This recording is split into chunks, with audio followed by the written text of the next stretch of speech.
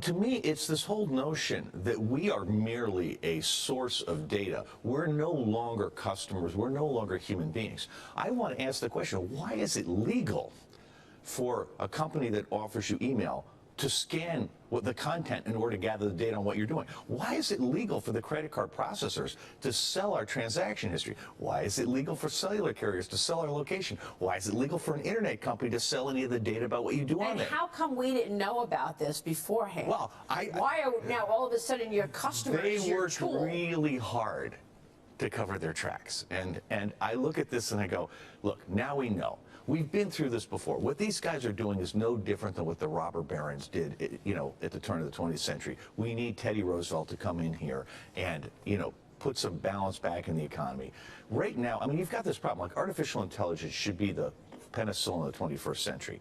But nobody can do a startup there because Google, Facebook, and everybody else have hired every artificial intelligence person in the country. They go to every university and hire whole departments. So there's nobody available to do startups. They basically block competitors from coming along. And we see this with Google in China now, right? Where, you've got this situation where Google says to the Defense Department, you can't regulate us because you need our AI, right? And then they go to China and go, hey, would you like our search engine based on the same AI? Well, right? You're hitting on a lot of really important things. Yeah. So, and I should have really paused it a little bit sooner before he stepped into talking about China. But as far as what he was starting off with in this segment, talking about how corporations and companies, tech companies, they take our data, they make money off of our data.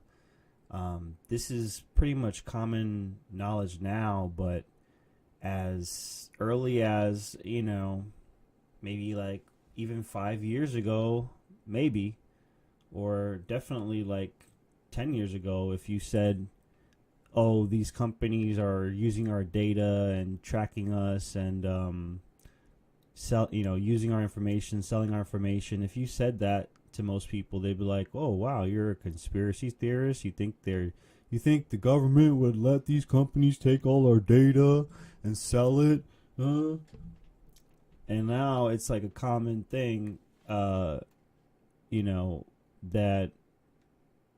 sometimes sometimes I guess maybe most of the time it's up front. If you read those agreements that you hit accept on whenever you install a program or you sign up with a company, there's these terms and conditions, and a lot of times now in those terms and conditions they let you know that we're using your data and we might sell it to third parties, stuff like that. It's pretty much accepted now and out in the open, but it wasn't always like that, and people didn't really believe that their data was being harvested, as early as 5 or 10 years ago, and I totally agree that these companies, like when we're talking about Faang, once again, Faang, Faang, if you have heard of that term.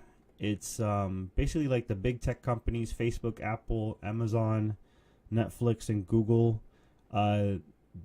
Especially Google. They take so much. They take so much data.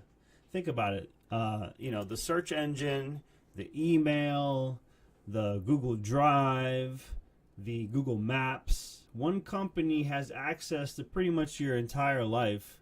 Do you use Google Pay? Do you pay doing with that? And that's another aspect that they get, and they trade information with one another. It's not like just all the stuff that Google takes from you is the only thing they have access to. They buy that information from other companies as well, and with that information they can make a lot of money at the smallest, most least harmful level. They can target you very specifically with ads. Okay, if you hop on Facebook and you see these ads about things that you've searched recently, or even anything that you've talked about out in the open. Let's say you have Alexa or something like that. or you keep your mic, you have a computer that's not that secure, has your mic open and stuff like that, or some phones. You even start saying like, oh, I really need a new toaster, man. I could really use a toaster, and then you start seeing it show up on websites that use Google Ads, which is pretty much all the websites, and then you start seeing it automatically. All right, so let's continue with this. Yesterday, General Joe Dunford, he's the chairman of the Joint Chiefs of Staffs, he tells a Senate panel that Google is helping the Chinese military indirectly through its work with the Chinese government and leading state-owned companies inside the communist nation. So Google says, we're not going to do evil, U.S. government. We're not working with you. We don't want to be anywhere near your immigration policy. We're going to walk away from a deal with the Pentagon.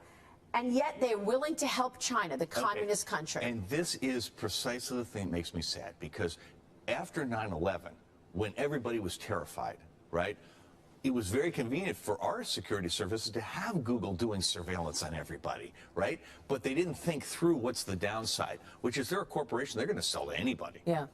That's incredible. I mean, you would think that America could rely on its leading technology companies in this race with China. China is about to overtake America in AI. And not only that, but Google is helping China with their social credit score, which has, it's already in effect, and people are already seeing the consequences. I think I read somewhere like 1 million people, or close to that number, around that number, have been affected so far by the social credit score, where like whatever, if they have an opinion that goes against the official party, the Communist Party, then they end up getting their businesses blocked from loans, and they get locked out of jobs and things like that. Talk to you about this. This is according to a new study by the Allen Institute. Researchers finding that China will publish more of the most cited 50% of papers than America. Hey, what's up, Corey? For the first time this year, and that America's share of the most cited 10% of papers declined from a high of 47% in '82 to a low of 29% in 2018. Let me tell you why this doesn't worry me quite as much as the issue in China.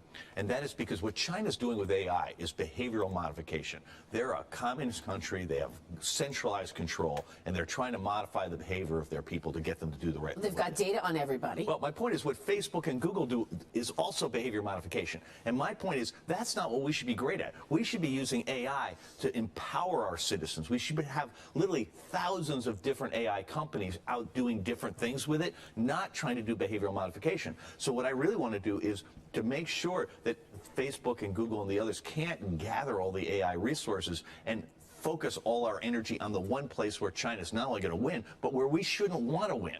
We shouldn't want to win in behavioral modification. We shouldn't want to win in, instead of using, here's one of the things that really scares me. These guys track your mouse movement. And the first day, when I get older, and my hand slows down and gets a little wobbly, maybe I've got a neurologic condition, maybe I got Parkinson's, they're going to know. They'll be the first people on earth to know. Well, get this. That's a big... They're under no obligation to tell me. They're not only that, they're not even under an obligation to keep it secret. They can sell to the highest bidder, which will be my insurance company. Will either raise my rates or drop my coverage. And I'm sitting there and going, hang on. What they could do instead is have an insurance product that says, hey, look, we're tracking your mouse coverage. You need to go to the doctor, right? That would be the right thing to do. That's my point here. If all we could do is get these tech companies to look at us as human beings, as customers, instead of always looking at us as a source of data, all this would be fine. There is a good version of every one of these technologies. It's just you have to treat the people as the customer instead of as like an oil well of data. How did they get away with this? Well, they got away with it because there are no rules right now in the business world, right? I mean, right now you can do whatever you want. So, Roger, where is this going? You've got Elizabeth Warren out saying, maybe we need to be thinking about breaking these companies up. Warren is okay, but she comes off as desperate. Has a Clinton vibe to her. She wants to be liked. Yeah, specifically when she did that video that was... It was like, sorry, she like stole AOC's style, cutting up vegetables in the kitchen, making a low quality video for social media. Yeah, she has kind of like a Clinton vibe, like a Clinton light kind of vibe to her. I mean, I don't really trust any of these guys, any of the people, Trump included. I really don't trust any of them. But I would like to see Faang get broken up if that's something that but it could just end up being like another campaign promise that doesn't get fulfilled, you know. It could just, you know, cuz Trump got elected on build the wall, and he's not, you know, he hasn't built the wall, you know, at least in the way that he had promoted, like, oh, a straight up wall from end to end, from sea to sea. Now it's more like how it's always been, is really just sections of barriers set up at strategic points. So that could be a similar thing as far as Warren. You know, maybe she campaigns on breaking up Faang, but what more realistically might happen is maybe she gets them to take less tax breaks, or, you know, they pay a little bit more taxes this time around. The giant tech companies right now are eating up little tiny businesses, startups, and competing unfairly. Look at it this way. Someone like Amazon runs a platform, you know, the place where you buy your coffee maker and get it delivered in 48 hours, and that's great. But in addition to that, they're sucking up all that information about every purchase, every sale, and every one of the other little businesses that are offering their products on Amazon. And when Amazon sees one that's profitable, they say, I think we'll go into business against them now that they've got all this extra information. And they put their own business out there to compete on selling coffee makers, put themselves on page 1, put the competitor back on page 6, and the competitor's business is just gone.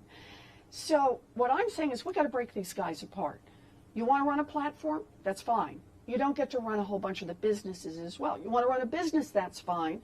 You don't get to run the platform. Think of it this way. It's like in baseball. You can be the umpire, or you can own one of the teams, but you don't get to be the umpire and own the teams.